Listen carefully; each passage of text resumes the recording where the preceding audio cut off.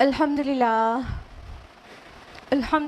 رب العالمین والصلاة والسلام علی رسولہ الکریم وعلی آلہ واصحابہ اجمعین اما بعد واعوذ باللہ من الشیطان الرجیم بسم اللہ الرحمن الرحیم یا ایھا الناس قد جاءتکم موعظۃ من ربکم وشفاء لما فی الصدور وہدی ورحمۃ للمؤمنین بسم اللہ الرحمن الرحیم رب اشرح لی صدری ویسر لی امری واحلل عقدۃ من لسانی یفقہوا قولی۔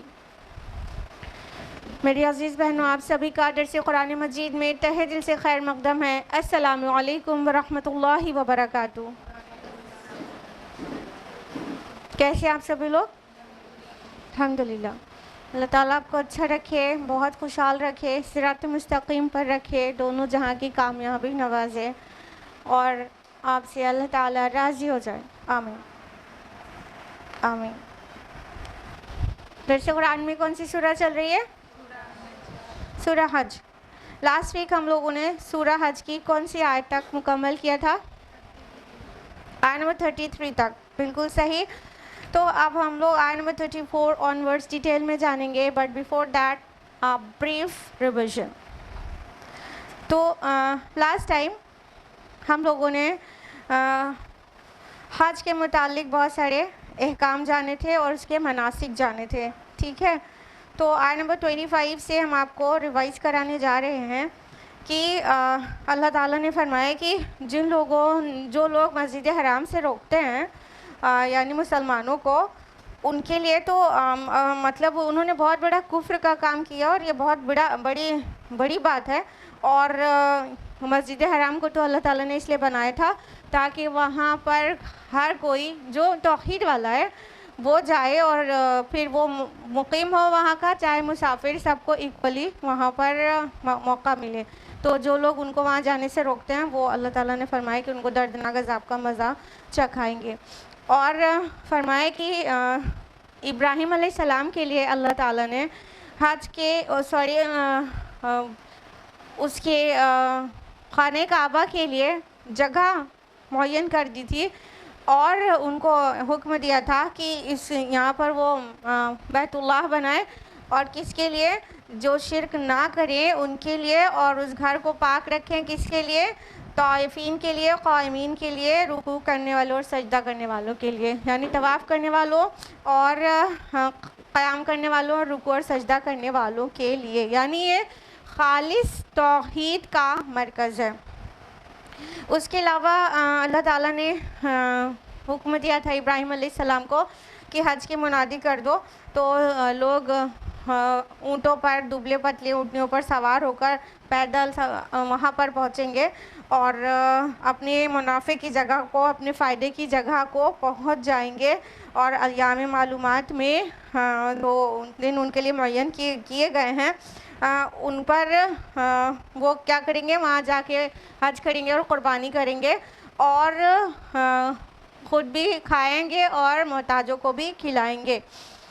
اس کے بعد فرمایا کہ جب یہ حج کے ان ارکان کو پورا کر لیں تو پھر اب وہ میل کچیل اپنے دور کر لیں، اور آپ کو بتایا تھا میل کچیل دور کرنے سے کیا مطلب ہے؟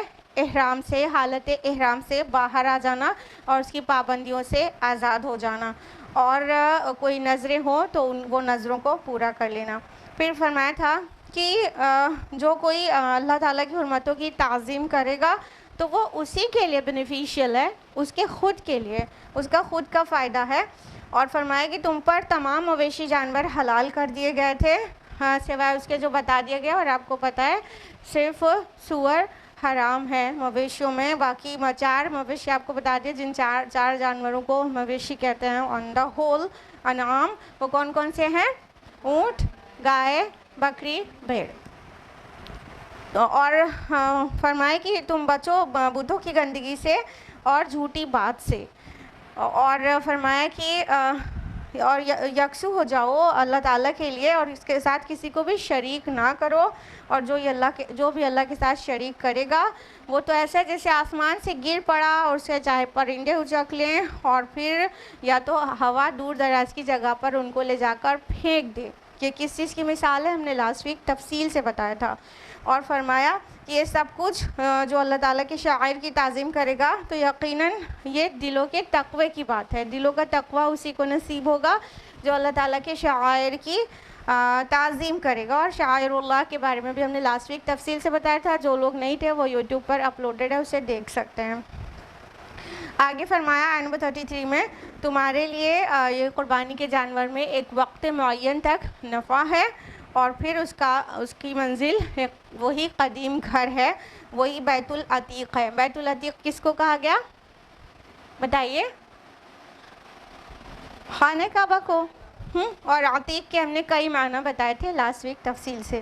تو یہاں تک وہ تھا لاسٹ ویک. اب ہم لوگ تفصیل کے ساتھ آگے جانیں گے. آیت نمبر 34 آنورڈس. اعوذ باللہ من الشیطان الرجیم. بسم اللہ الرحمن الرحیم. وَلِكُلِّ أُمَّةٍ جَعَلْنَا مَنسَكًا لِيَذْكُرُوا اسْمَ اللَّهِ عَلَىٰ مَا رَزَقَهُم مِّن بَهِيمَةِ الْأَنْعَامِ. اور ہر امت کے لیے ہم نے قربانی کا ایک نظام مقرر کیا ہے تاکہ وہ اللہ کا نام لیا کریں ان مویشیوں پر جو اس نے انہیں عطا کیے ہیں. فَإِلَٰهُكُمْ إِلَٰهٌ وَاحِدٌ فَلَهُ أَسْلِمُوا. تو جان لو تمہارا معبود ایک ہی معبود ہے، تو تم سب اس کے سامنے سر تسلیم خم کر دو. وَبَشِّرِ الْمُخْبِتِينَ. اور اے نبی صلی اللہ علیہ وسلم بشارت دے دیجئے عاجزی اختیار کرنے والوں کو.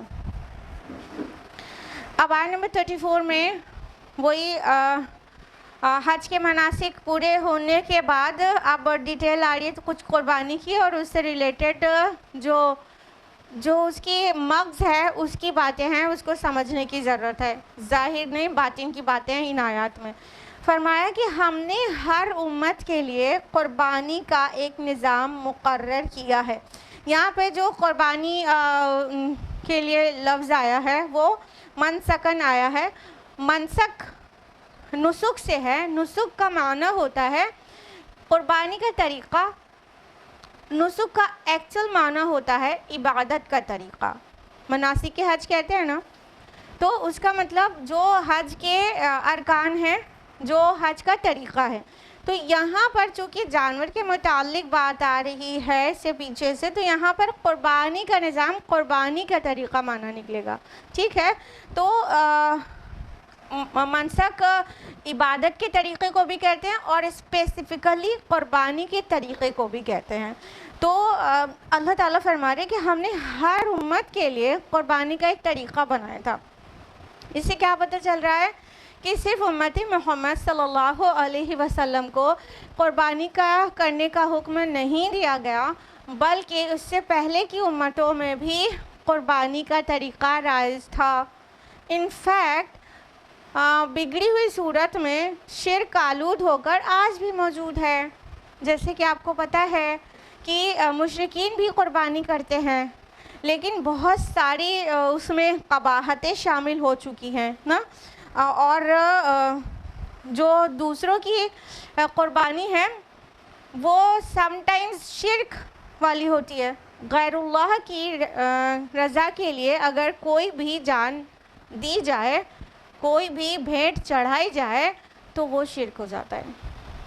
اور کچھ ایسی مکروہ حالت میں قربانی کچھ جگہوں پر مطلب چلن میں ہے، جیسے کہ اپنے کسی کو راضی کرنے کے لیے اپنی اولاد کی قربانی دے دینا، جوان بیٹی کی قربانی دے دینا، چھوٹے سے بچے کی قربانی دینا، اور نہ جانے کیا کیا. ٹھیک ہے.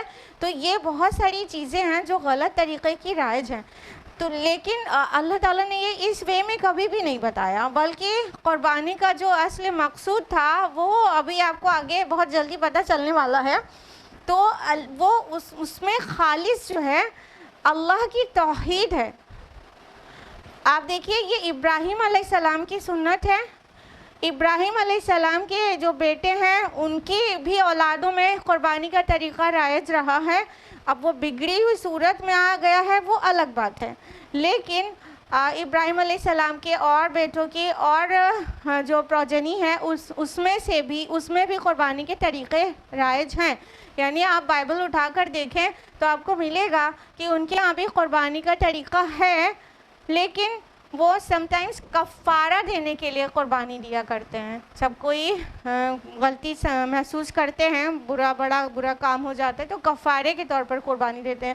بہرحال یہ پہلی امت نہیں ہے جس کو قربانی کا حکم دیا گیا ہے، بلکہ اس سے پہلے کی امتوں میں بھی قربانی کا حکم دیا جاتا رہا ہے، جیسا کہ رمضان کے روزوں کے متعلق جو کہا گیا سورہ بقرہ سورہ نمبر 2 آیت نمبر 183 میں کہ یا ایھا الذین آمنوا کتب علیکم الصیام کما کتب علی الذین من قبلکم لعلکم تتقون. اے ایمان والو، تم پر روزے رکھنا فرض کیے گئے جس سے تم سے پہلے کے لوگوں پر کیے گئے تھے تاکہ تم تقوی اختیار کرو. یعنی یہ کچھ خاص عبادتیں ہیں، پہلی بار تھوڑی نا محمد رسول اللہ صلی اللہ علیہ وسلم کی امت کو حکم مل گیا، اس سے پہلے کی امتوں کو بھی یہ خاص عبادتوں کا حکم ملتا رہا تھا. فرمایا کہ یہ جو قربانی ہے وہ کس لیے؟ اس لیے کہ تم اللہ کا نام لیا کرو مویشیوں کے اوپر. یعنی خالص توحید کے ساتھ یہ قربانیاں یا سیکریفائزز ہونی چاہیے. اور یہاں پر فرمایا کہ ما رزقہم من بہیمۃ الانعام. رزقہم سے کیا پتہ چل رہا ہے؟ جو اللہ نے تمہیں عطا کیا ہے. اس سے کیا پتہ چل رہا ہے؟ یہ ہمیں موڑ رہا ہے اللہ تعالیٰ کی طرف نا، کہ جو قربانی ہے اس کا تم جانور ذبح کر رہے ہو تو وہ جانور اللہ کا دیا ہوا ہے. ریمائنڈ کرو، ریکال کرو، اس کا شکر کرو کہ جو کچھ تمہارے پاس ہے وہ اللہ کا عطا کردہ ہے، تمہارا اپنا نہیں ہے. تو فرمایا کہ جو مویشی تم کو اللہ نے عطا کیے ہیں اس پر اللہ کا نام پکار کر قربانی کیا کرو. ٹھیک ہے. اور آگے فرمایا فَإِلَٰهُكُمْ إِلَٰهٌ وَاحِدٌ. بس تمہارا معبود تو ایک ہی معبود ہے. مطلب مقصد حقیقی کیا ہے؟ توحید کی طرف پلٹانا، معبود حقیقی کو پہچانوانا. اور فرمایا فَلَهُ أَسْلِمُوا. تم اسی کے آگے سرنڈر ہو جاؤ، تم اس کے آگے سر تسلیم خم کر دو.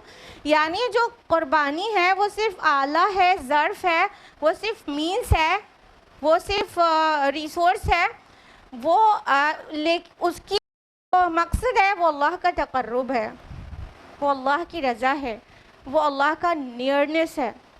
تو مقصد یہ ہے. اور اگر یہ غیر اللہ کے لیے ہو جائے تو شرک بھی ہو جاتا ہے، کیونکہ یہ اللہ کی رضا کے لیے ہے نا، کہ اللہ راضی ہو جائے. تو اگر غیر اللہ کے لیے ہوگا تو شرک نہیں ہوگا. اللہ تعالیٰ نے قرآن حکیم میں ایک نے چار مقامات پر فرمایا ہے کہ تم پر حرام کیا گیا مردہ گوشت، خون، سور کا گوشت اور وہ کھانا جس پر اللہ کے علاوہ کسی اور کا نام پکارا گیا ہو. تو حرمت علیکم المیتۃ والدم ولحم الخنزیر وما اہل لغیر اللہ بہ. جس پر اللہ کے علاوہ کسی اور کا نام پکارا گیا ہو وہ کھانا، وہ جانور حرام ہے، وہ قربانی حرام ہے. یعنی کسی غیر اللہ کی رضا کے لیے کوئی جانور ذبح کیا جائے گا، وہ چاہے حلال جانور ہو اور یعنی مویشی میں سے ہو، اور چاہے اس کے اوپر بسم اللہ اللہ اکبر اللہ کا نام لے کے ذبح کیا جائے، لیکن وہ رضا پانے کے لیے کس کے تھا؟ فلاں بابا کے لیے تھا یا کسی بت کے لیے تھا کہ یہ راضی ہو جائیں، تو وہ قطعی شرک ہے. قربانی عبادت ہے اور عبادت میں اللہ کے علاوہ کسی کو شامل کرنا کھلم کھلا شرک ہے. اس میں کوئی دو رائے نہیں. ہم کو لگتا تھا کہ اللہ کے علاوہ کسی اور کے رضا کے لیے کوئی قربانی کرتا ہوگا. بھلا ایک بار گزر رہے تھے کہ جو درگاہ ہوتی ہے اس کے باہر کی روڈ پر لکھا تھا کہ بابا کی خوشی کے لیے قربانی کا جانور یہاں جمع کریں. Then I got to know it happens. مطلب غیر اللہ کی رضا مقصود ہوتی ہے sometimes کہ ان کی رضا کے لیے قربانی دیا جاتا ہے. اللہ اکبر. قربانی خالص توحیدی عبادت ہے جو صرف اللہ کی رضا کے لیے ہونا چاہیے. فَصَلِّ لِرَبِّكَ وَانْحَرْ. کہ اپنے رب کے لیے صلاۃ پڑھیے اور اس کے لیے قربانی کریے. وَبَشِّرِ الْمُخْبِتِينَ جو فرمایا گیا کہ اور خوشخبری سنا دیجئے عاجزی کرنے والوں کو کے لیے. یہ عاجزی کرنے والے مخبتین کون ہیں؟ خبت کا معنی ہوتا ہے نرم نشیبی زمین. وہ زمین جو بہت سافٹ ہو، جو لینڈ بارش کی وجہ سے سافٹ ہو گئی ہو، اس پر پیر رکھا جائے تو دھنس جائے، ایسی زمین کو خبت کہتے ہیں. ٹھیک ہے. مخبتین جو کہا گیا وہ عاجزی کرنے والا، اس کا معنی ایسے نکلا کہ جس کا دل نرم ہو، جو دوسروں کو سپیس دے، جو چاہے تو اس میں جگہ بنا لے. جس طرح نرم زمین ہوتی ہے گیلی تو اس پر پیر رکھتے ہے تو دھس جاتی ہے نا، اسی طرح انسان کا دل جب وہ کائنڈ ہارٹیڈ ہوتا ہے تو دوسروں کو موقع ملتا ہے اس میں اپنی بات کہنے کا. تو جو عاجزی کرنے والے ہوتے ہیں وہ مخبتین ہوتے ہیں. تو فرمایا کہ مخبتین کے لیے خوشخبری ہے، ان کو خوشخبری سنا دیجیے. یعنی جو لوگ اللہ کے آگے عاجزی کر کے اتنی عبادتوں کو کرتے ہیں تو وہ مخبتین ہیں. اس کا جو الٹیمیٹ ریٹرن ان کی طرف ہوتا ہے، ان کے دل سافٹ ہو جاتے ہیں، وہ نرم دل ہو جاتے ہیں، اور الٹیمیٹلی پھر خلق خدا کی طرف بھی وہ نرمی ریٹرن ہوتی ہے. تو ان کے لیے خوشخبری ہے. تو قربانی ایسی عظیم عبادت ہے. صحابہ کا کویشچن اکثر پریکٹیکل ہوتا تھا اور ہم لوگ کا کویشچن اکثر انفارمیشن گین کرنے کے لیے ہوتا ہے. صحابہ نے رسول اللہ صلی اللہ علیہ وسلم سے پوچھا کہ یا رسول اللہ قربانی کیا ہے؟ تو آپ صلی اللہ علیہ وسلم نے فرمایا کہ تمہارے جد امجد ابراہیم کا طریقہ، ابراہیم کی سنت ہے. تو فرمایا کہ قربانی سے ہمیں ملتا کیا ہے؟ تو اللہ کے رسول صلی اللہ علیہ وسلم نے فرمایا ہر بال کے، ہر روئے کے بدلے میں نیکی ملتی ہے، اور اسی طرح اون کا بھی معاملہ ہے. ٹھیک ہے، تو اتنی بڑی عبادت ہے اور اتنی بڑی نیکی ملتی ہے اس سے، اگرچہ اس میں پیورٹی ہو، دکھاوا نہ ہو، ریاکاری نہ ہو، غیر اللہ کی رضا درکار نہ ہو. ایک غیر اللہ کی رضا وہ ہے کہ فلاں بابا کو راضی، فلاں بت کو راضی کرنے کے لیے سلاٹرنگ کیا، اور ایک غیر اللہ کی رضا یہ ہے جو ہمارے سوسائٹی میں رائج ہے. کون سی آپ کو پتہ ہے؟ قربانی کا جانور گھر میں آیا، سب سے پہلے موبائل اٹھایا، اس کی پکچر کلک کیا، اس کو واٹس ایپ اسٹیٹس پہ لگایا اور اس کو فیس بک میں ڈالا اور خوب واہ واہی بٹورا، واہ کیا جانور خریدا ہے، واہ کتنا عمدہ جانور خریدا ہے. ہو گئی ملاوٹ. اللہ کی رضا کے لیے تھا کہ لوگوں کا مطلب واہ واہی پانے کے لیے 1.25 لاکھ کا بکرا خریدا ہے، 6 لاکھ کا بکرا خریدا ہے، اور پورے میں تشہیر ہو رہی ہے، اخباروں میں جو ہے خبریں چھپ رہی ہیں. یہ ہم نے ملاوٹ کر دی ہے عبادت کے ساتھ کہ ہم رضائے الہی کے لیے نہ کر کے اپنی شان بگھارنے کے لیے قربانی کرتے ہیں. تو ایسے عبادت منہ پہ نہ صرف مار دی جائے گی بلکہ شرک بھی ہو جائے گا، کیونکہ جو چیز عبادت ہے اس میں ریاکاری کرنا شرک ہے. اللہ کے نبی صلی اللہ علیہ وسلم کی حدیث ہے، مسند احمد کی روایت ہے، من صلی یرائی فقد اشرکا، جس نے دکھاوے کے لیے نماز پڑھی اس نے شرک کیا. ومن صام یرائی فقد اشرکا، اور جس نے دکھاوے کے لیے روزہ رکھا اس نے شرک کیا. ومن تصدق یرائی فقد اشرکا، اور جس نے دکھاوے کے لیے صدقہ کیا اس نے شرک کیا. تو یہ ساری چیز عبادت ہے. قربانی بھی عبادت ہے. تو کیا جو قربانی دکھانے کے لیے کرے اس نے شرک نہیں کیا؟ کوئی بھی عبادت میں ریاکاری آئی شرک ہو گیا. سجدہ اگر 5 سیکنڈ کا کر رہے ہیں، کوئی اگر دیکھ رہا ہے تو ہم نے 8 سیکنڈ کا کر دیا، اتنے میں بھی شرک ہو گیا، دکھا دیا دوسروں کو، لمبا کر دیا سجدہ. تو یہ ہے قربانی اللہ تعالیٰ کے لیے، اس کی رضا کے لیے ہونی چاہیے تھی.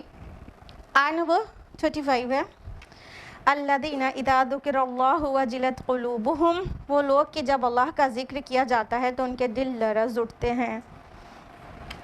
والصابرین علی ما اصابہم والمقیم الصلاۃ ومما رزقناہم ينفقون، اور ان کو جو بھی تکلیف پہنچے اس پر صبر کرنے والے اور نماز قائم کرنے والے ہیں، اور جو کچھ ہم نے ان کو دیا ہے اس میں سے وہ خرچ کرتے ہیں.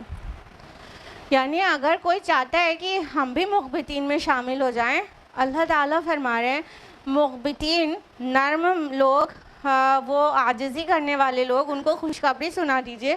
تو اگر کوئی چاہتا ہے کہ ہم بھی مخبتین میں شامل ہو جائیں تو آگے ان کی صفات بیان کر دی گئی ہے. تو ریورس انجینئرنگ کیا کیجئے، چیزوں کو اپنے اندر لے آیا کریے. ٹھیک ہے، اب ریورس انجینئرنگ ہم آپ کو یہ بتا رہے ہیں کہ اگر مخبتین میں شامل ہونا ہے تو یہ آیت میں جو ایٹریبیوٹس بیان کیے گئے ہیں اس کو اپنے اندر اتار لیں. کیا کیا بیان کیا گیا ہے کہ وہ جو لوگ جو اللہ کا ذکر جن کے سامنے کیا جاتا ہے تو ان کے دل لرز اٹھتے ہیں، دل کانپ اٹھتے ہیں. مخبتین وہ ہوتے ہیں، یا اس کا الٹا بولیں تو اگر چاہتے ہیں مخبتین میں شامل ہونا تو ایسے احساس پیدا ہونا چاہیے کہ اللہ تعالیٰ کا جب نام لیا جائے تو دل لرز اٹھے کہ کس عظیم ذات کا تذکرہ ہو رہا ہے، دل کانپ اٹھتے ہیں۔ اللہ کا کلام قرآن مجید سنتے ہیں تو دل ان کے کانپ جاتے ہیں۔ اللہ کی بڑائی بیان ہو رہی ہوتی ہے اذان میں تو دل کانپ اٹھتے ہیں، اللہ کا نام سن کے، اللہ اکبر سن کے ان کے دل لرز جاتے ہیں۔ سورہ انفال کی میں بھی یہ بات مینشنڈ ہے، انما المؤمنون الذین اذا ذکر اللہ وجلت قلوبہم، کہ مومن تو وہ ہیں کہ جب اللہ کا ذکر ان کے سامنے کیا جاتا ہے تو ان کے دل کانپ اٹھیں۔ اور کیا صفات ہوتی ہیں مخبتین کی؟ والصابرین علی ما اصابہم، اور جو مصیبت پڑے، تکلیف پڑے، اس پر صبر کرنے والے ہوتے ہیں، صبر کرنے والے ہوتے ہیں۔ تو مخبتین جو ہوتے ہیں وہ کیا کرتے ہیں؟ جو مصیبت آتی ہے اس پر صبر کرتے ہیں، واویلا نہیں مچاتے ہیں۔ وہ اس بات کو جانتے ہیں، سمجھتے ہیں کہ جو کچھ ہے سب اللہ کی طرف سے ہے، کیونکہ اللہ تعالیٰ نے فرمایا سورہ تغابن سورہ نمبر 64 آیت نمبر 11 میں کہ ما اصاب من مصیبت الا باذن اللہ، کوئی مصیبت نہیں آتی سوائے اس کے کہ اللہ نے ہی اجازت دی ہو، اللہ کی اجازت سے ہی مصیبت آتی ہے۔ کیا پتہ چلا اس سے؟ کہ کوئی جو مصیبت ہے وہ ایسے الل ٹپ نہیں آ جاتی۔ ما اصاب من مصیبت، یہاں پہ ہے اللہ ما اصابہم والصابرین اللہ ما اصابہم۔ ایکچولی اصابہ ورڈ جو ہے، اصابہ کا مطلب ہوتا ہے ٹو ہٹ دا ٹارگٹ، یعنی کوئی چیز کو، کسی نشانے کو ٹھیک اپنی جگہ پہ لگنا، یہ اصابہ کہلاتا ہے۔ اپنے نشانے کا، تیر کا بالکل اپنے نشانے پر لگنا۔ کیا پتہ چلا؟ جو یہ مصیبت آئی ہے نا، اس کا دن، تاریخ، مقصد سب طے تھا، وہ آنا ہی آنا تھا، اللہ کی اجازت سے آئی ہے اور قدر اور قضا میں لکھی ہوئی تھی، یہ ایسے ہی نہیں آ گئی۔ تو جو لوگ ایمان والے ہوتے ہیں اور جو مخبتین ہوتے ہیں، ان کو یہ پتہ رہتا ہے جو کچھ ہے یہ اللہ کی مرضی سے ہوا ہے، الل ٹپ نہیں ہو گیا۔ ہمارے پورے کریشن پلان میں اللہ تعالیٰ نے جو ہمارے لیے کریشن پلان یونیورسل رکھا ہے، اس میں ہماری جو پوزیشن تھی، اس میں سے اس کا ایک حصہ ہے یہ مصیبت۔ تو ان کے دل تھم جاتے ہیں، وہ آسانی سے صبر کر لیتے ہیں۔ اور جو لوگ سوچتے یہ کیا ہو گیا اور اللہ سے ناراض ہو جاتے ہیں، واویلا کرنے لگتے ہیں، ہم ہی ملے تھے اللہ تعالیٰ کو ساری مصیبتیں ڈالنے کے لیے، اور فال بکنے لگتے ہیں، ان کے لیے صبر نہایت دشوار ہو جاتا ہے۔ ہوتا ہے نہیں ہوتا؟ دیکھا ہوگا اپنے اراؤنڈ، جو ہر مشکل کے ٹائم اللہ کی طرف پلٹتے ہیں، ان کے لیے کیا ہوتا ہے؟ صبر کرنا آسان ہو جاتا ہے۔ اور جو مصیبت میں اللہ کو بھول کر اپنا ناشکری کرنے لگتے ہیں اور اپنی ناراضگی شو کرنے لگتے ہیں، الٹیمیٹلی صبر کرنا ان کے لیے دشوار ہوتا ہے، مومن کے لیے دشوار نہیں ہوتا۔ آگے ایک چیز اور کہی جا رہی ہے، والمقیم الصلاۃ، اور وہ صلاح کو قائم کرنے والے ہوتے ہیں، نماز کو قائم کرنے والے ہوتے ہیں۔ اور مصیبت اور نماز کا تو اور بھی گہرا تعلق ہے، حالانکہ یہاں الگ الگ ایٹریبیوٹس بیان کیے جا رہے ہیں، لیکن مصیبت کے بعد، مصیبت میں صبر کرنے کے بعد صلاح کا ذکر ہے۔ تو یہ مشکل ٹائم پر صلاح کے لیے دوڑنا یہ ہر ایک کے بس کا نہیں ہوتا، لیکن خشوع رکھنے والوں پر کچھ بھی مشکل نہیں۔ اللہ تعالیٰ فرماتے ہیں سورہ بقرہ سورہ نمبر 2 آیت نمبر 145 میں کہ یا ایھا الذین آمنوا استعینوا بالصبر والصلاۃ انہا لکبیرۃ الا علی الخاشعین۔ اے ایمان والو، مشکل وقت میں صبر اور نماز سے مدد چاہو، اور یہ چیزیں شاق ہیں، بہت مشکل ہیں، لیکن خشوع رکھنے والوں کے لیے کچھ بھی مشکل نہیں۔ تو جن کے دل میں اللہ کی محبت ہوتی ہے، یعنی جو سچے سچے مومن ہوتے ہیں، مخبتین ہوتے ہیں، ان کے لیے مشکل ٹائم پر صبر کرنا اور صلاح پڑھنا کچھ بھی مشکل نہیں ہوتا، کچھ بھی مشکل نہیں ہوتا، ان کے لیے بہت آسان ہوتا ہے۔ آپ دیکھیے، چاہے کہ لاکھ میں ایک آج مسلمان مومن نظر آتا ہے، جو نیم سے ایک مسلمان ہے ان کی بھیڑ میں ایک مومن کوئی نظر آتا ہے لاکھوں میں، لیکن جب کبھی ایسے لوگوں سے ملاقات ہوتی ہے تو دیکھیے کتنی حسن خوبی کے ساتھ وہ بہت مشکل ٹائم پہ صبر کر لیتے ہیں اور اپنے آپ کو کنٹرول کیے رہتے ہیں. یہ ان کے ایمان کی وجہ سے ہوا ہوتا ہے، ان کی توحید کی وجہ سے ہوا ہوتا ہے. اور فرمایا وَمِمَّا رَزَقْنَاهُمْ يُنْفِقُونَ، اور وہ جو ہم نے انہیں مال دیا ہے، رزق دیا ہے، اس میں سے خرچ کرتے ہیں. یعنی مومنین، صادقین، مخبتین یہ ضرور کیا کرتے ہیں کہ اللہ کے دیے ہوئے چیز میں سے خلق خدا کے اوپر بھی کچھ خرچ کرتے ہیں، اللہ کے دین کے لیے بھی کچھ خرچ کرتے ہیں، اس میں سے انفاق کرتے ہیں.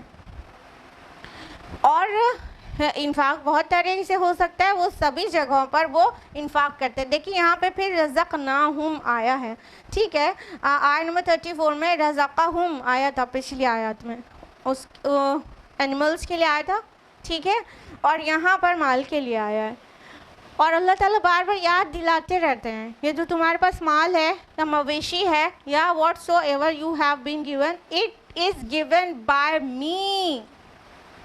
اللہ تعالیٰ نے دیے ہیں، وہ تمہارا اپنا ذاتی نہیں ہے. تو مال کے لیے اور انفاق کے لیے اکثر ہی رزقناہم، رزقہم، رزقناکم، رزقکم یہ الفاظ آتے ہیں.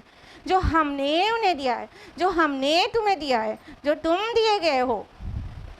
مطلب یاد رہے جو کچھ ہے ہمارا اپنا نہیں، ذاتی نہیں لے کر پیدا ہوتے ہیں، نہیں نا، اللہ تعالیٰ عطا کرتے ہیں.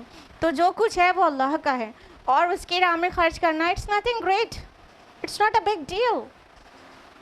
بٹ ہمارے لیے بگ بازار کے چکر لگانا اور کہیں کے بھی آفر ہو کسی بھی مال کے، وہاں پہ جا کے ایسے پیسے کو اڑانا جیسے کہ فری میں ہی بٹ رہا ہے، تو وہ ہمارے لیے بگ ڈیل نہیں ہے، وہ تو ہمارے نارمل بات ہے. لیکن اللہ کی راہ میں خرچ کرنا تو بہت بڑی بات ہے. تو مومنین کے لیے کچھ بھی بڑی بات نہیں، کچھ بھی مشکل بات نہیں، وہ یہ سب کچھ کر ڈالتے ہیں. تو پھر سے ریوائز کریں کہ وہ جو لوگ مخبتین ہوتے ہیں ان کے اندر کیا برکات شامل ہو جاتی ہے. اول ان کے دل اللہ کے نام کو سن کر، اللہ کی یاد سے، اللہ کا ذکر سے بالکل لرزاں اور ترساں ہو جاتے ہیں. اور دوسری بات یہ کہ وہ صبر کرتے ہیں مصیبت پر. تیسری بات یہ کہ وہ صلح کو قائم کرتے ہیں یعنی کہا گیا پڑھتے ہیں، چھوڑتے ہیں، پکڑتے ہیں، قائم کرتے ہیں، مقیم الصلاح. اور چوتھی بات یہ کہ وہ اللہ کی راہ میں خرچ کرتے ہیں. اب یہ چار چیزیں کیسے ہوئیں؟ اوپر کس چیز کا بیان ہے؟ قربانی کا. یعنی توحید کی برکت سے یہ چیزیں پیدا ہوئی ہیں. جس کے اندر توحید ہوتی ہے تو اس کے اندر یہ کوالٹیز پیدا ہو جاتی ہیں. اور اگر آپ لوگ سوچ رہے ہیں کہ کیسے ہوتا ہے یہ دل اللہ کی یاد سے، کس طرح دل لرز اٹھتے ہیں، کانپ اٹھتے ہیں ہم لوگ کو، تو قرآن کی آواز جاتی رہتی کچھ بھی نہیں ہوتا، اور اذان کی آواز جاتی رہتی کچھ بھی نہیں ہوتا، اللہ کا نام لیا جاتا رہتا ہے کوئی بھی فیلنگ نہیں ہوتی، تو یہ دل کیسے لرز جاتا ہے؟ مومنین کا دل ایسے لرز جاتا ہے کہ اس کو اللہ کی معرفت ہوتی ہے، وہ اللہ کو پہچانتا ہے. جو اللہ کو نہیں پہچانتا اس کو کوئی فیلنگ نہیں ہوتی، لیکن جو اللہ کو پہچانتا ہے اس کا دل ایسا ہو جاتا ہے، کیونکہ وہ اپنی عظمت کو جیسے جانتا تو ہے ہی، جب اس کا نام لیتا ہے اتنے عظیم رب کا تو بالکل لرز جاتا ہے. عظمت اللہ تعالیٰ کی قرآن حکیم میں بہت جگہ مینشنڈ ہے، لیکن بہت عظمت بھی عظیم طرح سے جو مینشنڈ ہے وہ سورہ لقمان سورہ نمبر 31 آیت نمبر 27 میں ہے. وَلَوْ أَنَّ مَا فِي الْأَرْضِ مِنْ شَجَرَةٍ أَقْلَامٍ وَالْبَحْرُ يَمُدُّهُ مِنْ بَعْدِ سَبْعَةِ أَبْحُرٍ مَا نَفِدَتْ كَلِمَاتُ اللَّهِ. اگر زمین کے سارے درخت قلم بن جائیں اور سمندروں کی سیاہی ہو اور اس کے پیچھے 7 اوشن اور سپلائی میں ایڈ کر دیے جائیں تو بھی اللہ کے کلمات نا تمام ہوں. امیجن، اس عظیم رب کی بات ہو رہی ہے جن کو پتہ ہو کہ میرے رب کی کلمات لکھنے کے لیے اگر پوری دنیا کے جو ٹریز ہیں وہ پینز بن جائیں, more than 3 trillion trees are there on the face of the earth, وہ سارے پینز بن جائیں اور سارے سمندر کو انک بنا دیا جائے اور اس کے پیچھے 7 سمندر اور سپلائی میں جوڑ دیا جائے, تو بھی اللہ کی کلمات نہ تمام ہوں. جو رب اتنا عظیم ہے, تو بتائیے اس کا ذکر ہونے کے بعد ہمارے دل کیوں نہیں تھرانا چاہیے, کیوں نہیں کانپنا چاہیے؟ اگر ہمیں اللہ کی معرفت ہوگی تو ہوگا نا, یہ نہیں ہوگی تو نہیں بھی ہوگا. آیت نمبر 36, وَالْبُدْنَ جَعَلْنَاهَا لَكُم مِّن شَعَائِرِ اللَّهِ, اور قربانی کے اونٹوں کو ہم نے تمہارے لیے شعائر اللہ میں سے بنایا ہے. لَكُم فِيهَا خَيْرٌ, تمہارے لیے ان میں بھلائی ہے. فَاذْكُرُوا اسْمَ اللَّهِ عَلَيْهَا صَوَافَ, تو تم ان پر اللہ کا نام لو انہیں صفوں میں کھڑا کر کے. فَإِذَا وَجَبَتْ جُنُوبُهَا, تو جب ان کے پہلو زمین پر ٹک جائیں. فَكُلُوا مِنْهَا وَأَطْعِمُوا الْقَانِعَ وَالْمُعْتَرَّ, تو اب اس میں سے خود بھی کھاؤ اور قناعت سے بیٹھ رہنے والے, سوال کرنے والے کو بھی کھلاؤ. كَذَلِكَ سَخَّرْنَاهَا لَكُمْ لَعَلَّكُمْ تَشْكُرُونَ, اسی طرح ہم نے ان کو تمہارے لیے مسخر کر دیا ہے تاکہ تم شکر ادا کرو. اب یہاں پر فرمایا اور قربانی کے اونٹوں کو ہم نے تمہارے لیے شعائر اللہ میں سے بنایا ہے. یہ بات پچھلے ہفتے میں آئی تھی ریپیٹ ہو کر, ٹھیک ہے. یہاں پہ جب جو لفظ والبدن آیا ہے تو بدن جو ہے جمع ہے بدنتن کی, جس کا معنی ہوتا ہے موٹے تازے فربا اونٹ, ٹھیک ہے. بدن جانتے ہیں نا, باڈی کو کہتے ہیں. تو جو بدن والے اچھے فربا موٹے تازے اونٹ ہو ان کو بدن کہتے ہیں, ٹھیک. تو یہ عرب کا مزاج ہے کہ ان کو جس چیز سے محبت ہوتی تھی وہ اس چیز کے بہت سارے نام رکھتے تھے. جو چیز ان کے لیے امپورٹنٹ ہو, جو چیز سے انہیں محبت ہو, تو اس کے بہت سارے نام ہوتے تھے ان کے یہاں. تو کیمل چونکہ ان کے لیے بہت ضرورت کی چیز ہے, ان کی سواری کے لیے بھی, ان کی ملک کے لیے بھی, اور ان کے کھانے کے لیے بھی اتنے سارے فائدے ہیں اس میں, تو اونٹوں سے بہت زیادہ محبت کرتے تھے. تو بہت سارے اونٹوں کے نام ہیں, آپ کو پتہ ہونا چاہیے. الگ الگ اسٹیٹ میں اونٹوں کے نام الگ الگ ہیں. باقی اونٹوں کے اور بہت سارے نام ہیں, جیسے آپ نے سنا ہی ہوگا جمل, ابل, اور ناقہ, خیم, رقاب, ضامر, شہاب, بخیرہ, صائبہ, سام, بعیر, یہ سب اونٹوں کے نام ہیں. اتنے سارے ناموں سے اونٹوں کو یاد کرتے تھے. ہاں, اونٹوں کی قربانی کو ذبح کرنا نہیں کہتے ہیں, کیونکہ وہ لٹا کے نہیں کاٹے جاتے ہیں. اونٹ کھڑے پوزیشن میں, اسٹینڈنگ پوزیشن میں ذبح کاٹے جاتے ہیں. اس کو ذبح کرنا نہیں, ایکچولی نحر کرنا کہتے ہیں. فَصَلِّ لِرَبِّكَ وَانْحَرْ, نحر کرنا کہتے ہیں, ٹھیک ہے. تو اللہ تعالیٰ نے فرمایا کہ جو اونٹ ہے وہ قربانی کے اونٹ ہم نے تمہارے لیے شاعر اللہ بنایا ہے. یعنی یہ جو قربانی کے لیے تیار اونٹ ہے, جس کا بتایا نا کیسے قربانی دی جاتی ہے, اس کا آگے کا جو بایاں پیر ہے اس کو گھٹنے سے ٹائی کر دیا جاتا ہے, تو تھوڑا سا اس کی بیلنس جو ہے بگڑا ہوتا ہے, اور پیچھے کے پیر پہ وہ کھڑا رہتا ہے. اور اس حال میں کھڑے کھڑے برچھا مارا جاتا ہے اس کی گردن پہ, اور وہاں سے خون نکلنے لگتا ہے. جب اتنا خون نکل جاتا ہے کہ وہ کمزور پڑ جاتا ہے تو وہ ڈس بیلنس ہو کے گر جاتا ہے اور پھر زمین سے لگ جاتا ہے. تو پھر اس کی باقی چیزیں کاٹی تب اس کے بعد جاتی ہیں. اللہ کے نبی صلی اللہ علیہ وسلم نے فیونول کی حجۃ الوداع کے موقع پر 100 اونٹوں کو نحر کیا تھا, جس میں سے 63 کو اپنے ہاتھ سے نحر کیا تھا. اور یہاں پر جو آیا ہے کہ علیہ صواف, تو صفوں میں کھڑا کر کے, تو ایسے صف کے سب قطار میں سارے اونٹ کھڑے تھے, اور نبی اکرم صلی اللہ علیہ وسلم ایک اونٹ نحر کرتے تو دوسرا اونٹ بڑھ کے خود اپنی گردن حاضر کر دیتا اس دست مبارک سے نحر ہونے کے لیے. ایک اونٹ ذبح کرتے, نحر کرتے, دوسرا اپنی گردن خود حاضر کر دیتا بڑے ہی ادب سے کہ نبی کے ہاتھ سے اسے نحر ہونا ہے. 63 کیملز رسول اللہ صلی اللہ علیہ وسلم نے نحر کیے تھے حجۃ الوداع کے موقع پر اپنے ہاتھ سے، ٹوٹل 100 کرائے گئے تھے. اور یہ ہمارے نبی صلی اللہ علیہ وسلم کی خواص میں سے آف کورس کہ مطلب جانور اپنی جان نبی کے ہاتھ سے جائے اس کے لیے بے قرار ہے. اور آپ نے ستون حنانہ کے بارے میں بھی سنا ہوگا نا؟ نہیں سنا ہے؟ نہیں سنا ہے؟ مسجد نبوی میں جب تک ممبر کی تعمیر نہیں ہوئی تھی تب تک رسول اللہ صلی اللہ علیہ وسلم خطبہ دینے کے لیے صلاح سے پہلے ایک کھجور کا ستون تھا، اس کے اوپر ٹیک لگا کے کھڑے ہو جاتے تھے اور خطبہ دیتے تھے. تھوڑا اسے ٹیک لگا لیتے تھے، ایک پلر تھا اس کا کھجور کا، اس کے تنے سے کھڑے ہو کے خطبہ ٹیک لگا کے خطبہ دیتے تھے. پھر ممبر کی تعمیر ہو گئی، آپ لوگوں کو پتہ ہے کہ ممبر بنا، بعد میں ممبر بنا دیا گیا، ممبر رکھ دیا گیا. پھر نبی اکرم صلی اللہ علیہ وسلم جب پہلی بار ممبر پر چڑھنے لگے خطبہ دینے کے لیے تو وہ جو ستون تھا نا کھجور کا، وہ بلخ بلخ کے رونے لگا. اس کے اندر سے آوازیں آ رہی تھی چھوٹے سے بچے کے ہچکی باندھ کے رونے کی. اس لیے اس ستون کا نام ستون حنانہ رکھ دیا گیا. یعنی وہ جو بچے کے مطلب رقت والا جو رو رہا ہے، پھوٹ پھوٹ کے رو رہا ہے، تو اس کا ستون حنانہ رکھ دیا گیا. پھر اس کے بعد اس جگہ پر وہ تو کھجور کا تنا تھا، پھر وہاں پہ ایک ستون تعمیر کر دیا گیا جس کو ابھی بھی ستون حنانہ کہتے ہیں.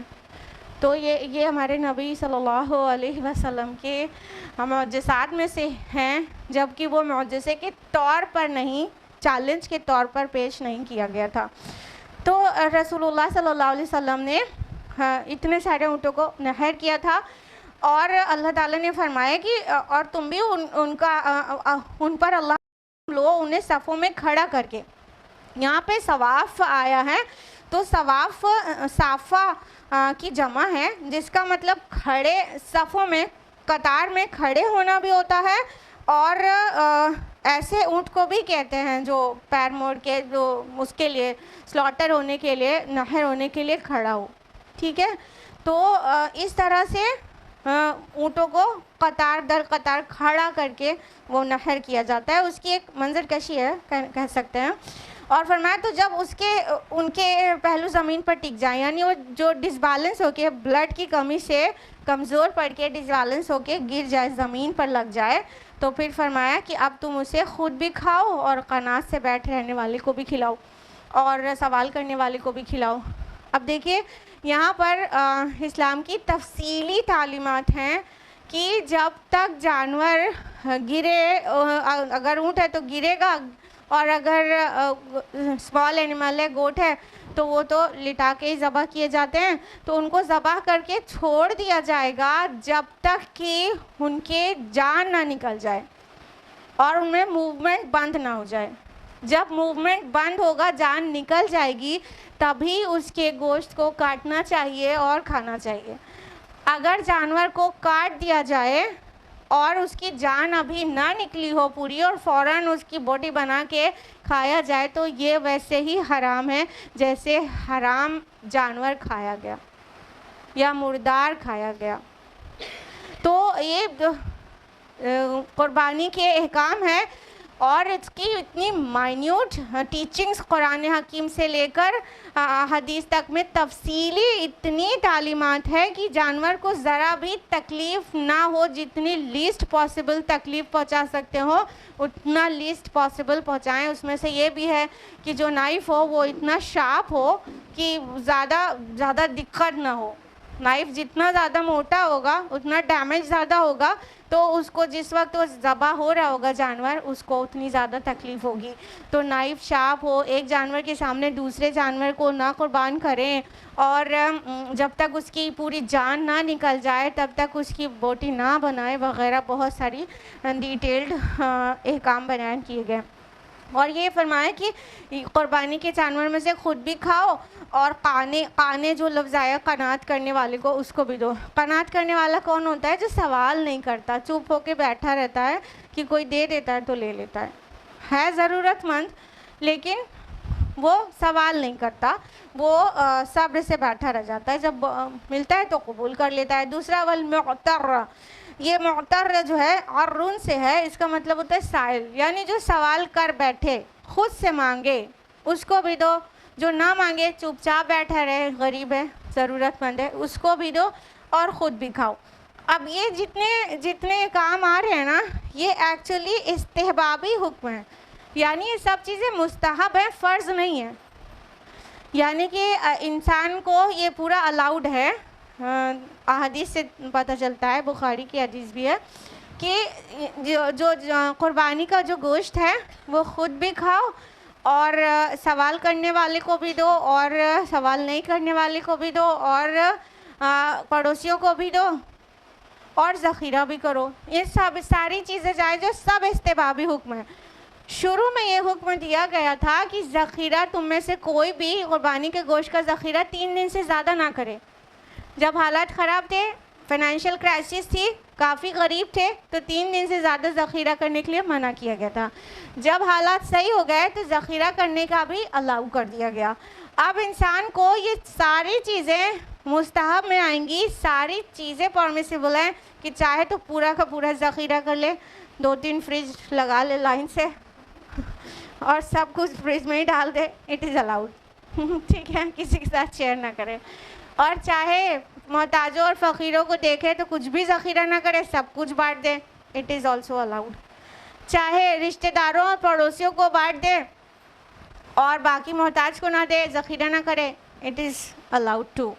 اور چاہیے سب کچھ کرے، خود بھی کھائے، ذخیرہ بھی کرے، یعنی سٹاک لگا رہے فریزر میں ٹھوس کے، ہاں ذخیرہ بھی کرے، اور جو لوگ ویلدی ہیں ریلیٹیوز میں ان کو بھی دے دے، نیبرز میں ویلدی ہیں ان کو بھی دے دے اور پورس کو بھی دے دے۔ اور صحابہ کا جو سب سے فیوریٹ طریقہ تھا وہ 3 حصہ کرتے تھے، ایک حصہ خود استعمال کرتے تھے، ایک حصہ رشتہ داروں اور ویلدی لوگوں میں ڈسٹریبیوٹ کرتے تھے اور ایک حصہ غریبوں میں۔ تو یہ بھی بہت اچھا ہے، یہ بہت اچھا ہے، بیلنسڈ ہے، سب طرح کے لوگوں کو مل رہا ہے، تو یہ سب طرح سے الاؤڈ ہے، لیکن کوئی ایک پہ بھی عمل کیا جائے گا تو بھی گناہ گار نہیں ہوگا انسان۔ اسی آیت میں لاسٹ فقرہ ہے کہ کذالک سخرناھا لکم لعلکم تشکرون، اسی طرح ہم نے ان کو تمہارے لیے مسخر کر دیا ہے تاکہ تم شکر ادا کرو۔ اللہ تعالیٰ نے اتنے بڑے بڑے اینیملز کو ہمارے لیے مسخر کر دیا ہے۔ ذرا سوچئے کہ اونٹ ہم سے کتنا زیادہ بڑا ہوتا ہے، اس کا وزن کر لیجئے، اس کی ہائٹ دیکھ لیجئے، ابھی پتہ چل جائے گا ہم سے کتنا گنا بڑا ہے۔ ہاں اونٹ ہے، گائے ہے، ہم سے زیادہ وزن کی ہوتی ہے، لیکن اللہ تعالیٰ نے انسان کو ایسی قوت دی، ایسی صلاحیت دی، ان کو ایسا انسٹرکشن، ایسا آرڈر دیا کہ وہ تابع فرمان ہے، اپنے سے چھوٹے مخلوق کے سائز میں اس تابع فرمان ہے، انسان ان کو مسخر کر دیتا ہے۔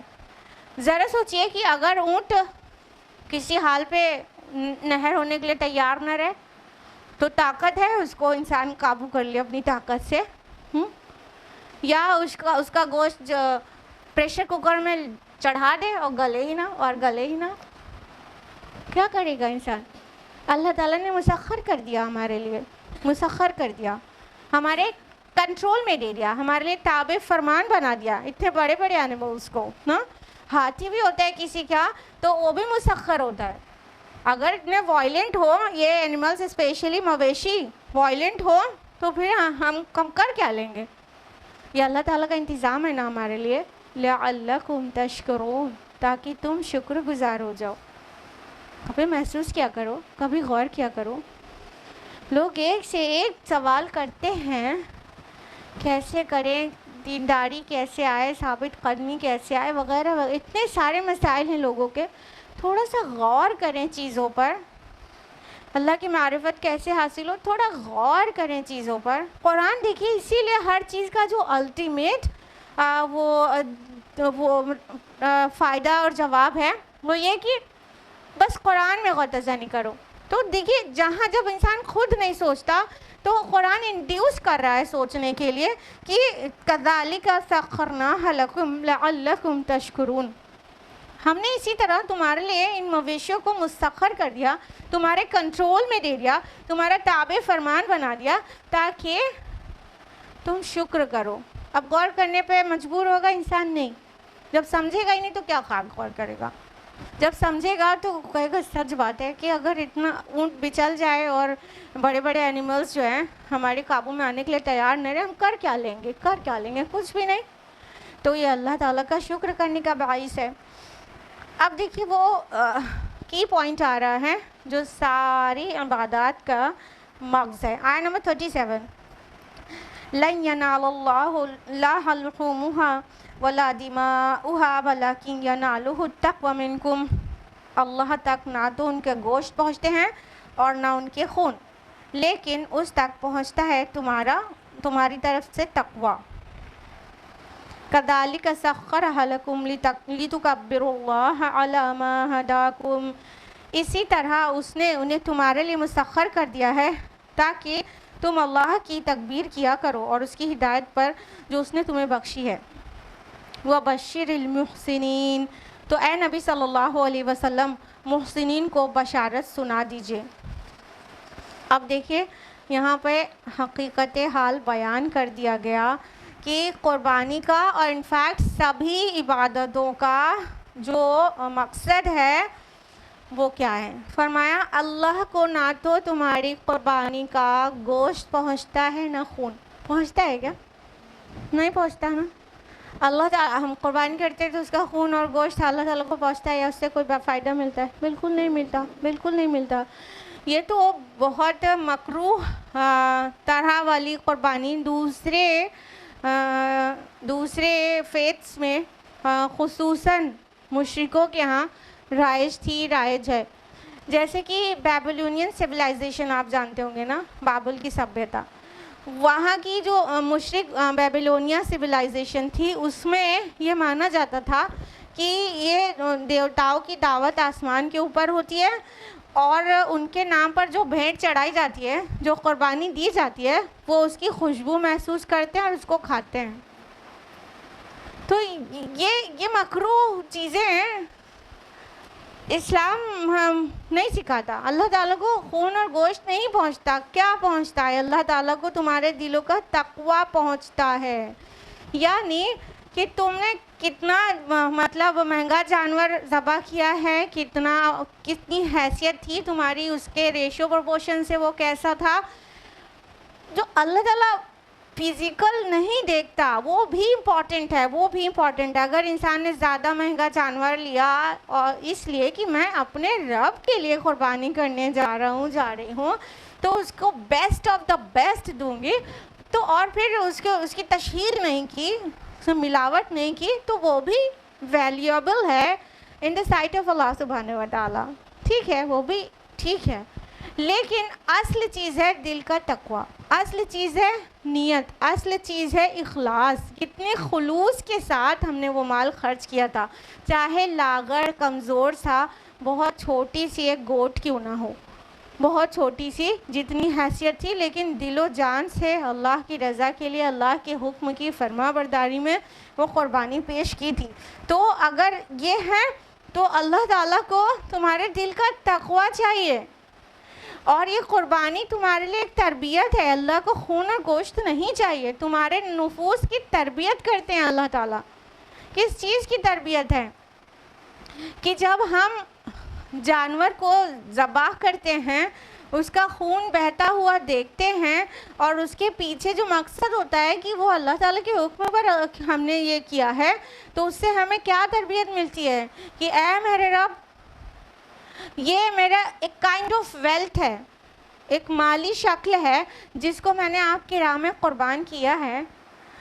اے میرے اللہ، اگر میری جان کی بھی ضرورت پڑی نا آپ کی راہ میں، آپ کے دین کے لیے یا آپ کی رضا کے لیے، تو حاضر ہے۔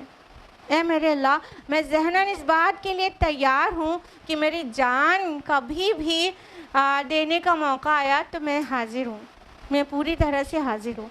یہ ایک تربیت ہے جو قربانی سے ملتی ہے ہر مسلمان کو۔ اللہ کو اس کا تقوی، انسان کا تقوی چاہیے، قربانی کا گوشت اور خون نہیں چاہیے، تقوی چاہیے، اور ان کی انسانوں کی، مسلمانوں کی، مومنوں کی نفوس کی تربیت کرنا مقصود ہے۔ اور فرمایا کہ اسی طرح اس نے انہیں تمہارے لیے مسخر کیا ہے. پھر سے آیا گیا کہ جو سیکریفائس اینیمل ہے وہ تمہارے لیے تمہارے کنٹرول میں دے دیا گیا ہے تاکہ تم تکبیر کرو اللہ تعالیٰ کی اس ہدایت پر جو اس نے تمہیں دی ہے. دیکھیے سملر میسج قرآن حکیم میں روزے کے حکم کے متعلق بھی آیا ہے. سورہ بقرہ سورہ نمبر 2 آیت نمبر 185 وَلِتُكَبِّرُوا اللَّهَ عَلَى مَا هَدَاكُمْ وَلَعَلَّكُمْ تَشْكُرُونَ، اور تاکہ تم اللہ کی کبریائی بیان کرو جس طرح اس نے تمہیں ہدایت دی ہے، اور تاکہ تم شکر گزار بن جاؤ. تو روزے کے متعلق بھی آیا کہ الٹیمیٹلی تمہارے نفس کی تربیت ایسی ہو جانی چاہیے کہ پھر تم تکبیر کہنے والے بن جاؤ. اور اس کا ظاہر کیا ہے؟ اس کا ظاہر کیا ہے؟ رمضان کے بعد عید میں، اور یہاں پہ عید الاضحیٰ کی بات چل ہی رہی ہے، ٹھیک ہے، اس میں تکبیرات پڑھی جاتی ہے. صلاح کے لیے جب جایا جاتا ہے عیدین کی دونوں نماز، عیدین چاہے عید الاضحیٰ چاہے عید الفطر، عیدین کی نماز کے لیے جانے میں تکبیرات پڑھا جاتا ہے. اس کا ظاہر ہے اور یہ ریکمینڈڈ ہے، ایک راستے سے جائیں اور دوسرے راستے سے آئیں اور بآواز بلند تکبیر پڑھتے ہوئے جائیں. اللہ اکبر اللہ اکبر لا الہ الا اللہ واللہ اکبر اللہ اکبر وللہ الحمد. ہر جگہ اللہ کی تکبیر کی گونج ہو جائے، تاکہ ہر جگہ اللہ سب سے بڑا ہے، اللہ سب سے بڑا ہے، حمد اس کے لیے ہے، تعریف اس کے لیے ہے، اللہ سب سے بڑا ہے. پورا معاشرہ گونج جائے اللہ کی کبریائی، اللہ کی بڑائی سے. تو یہ ہمیں تربیت مل رہی ہے قربانی کرنے سے، کہ یہ جو جانور تھا اس کو اللہ نے ہمارے لیے مسخر کیا ہے.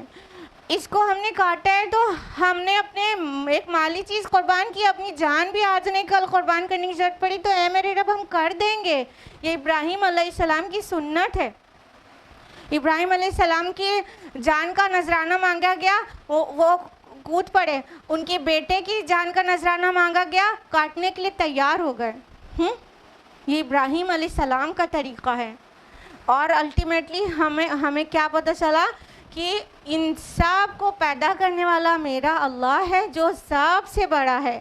لہٰذا ان ساری تربیت کو پانے کے بعد اللہ ہی کی کبریائی بیان کرو جس طرح اس نے تمہیں ہدایت دی ہے. اور فرمایا وَبَشِّرِ الْمُحْسِنِينَ، اور اے نبی صلی اللہ علیہ وسلم محسنین کو بشارت سنا دیجئے.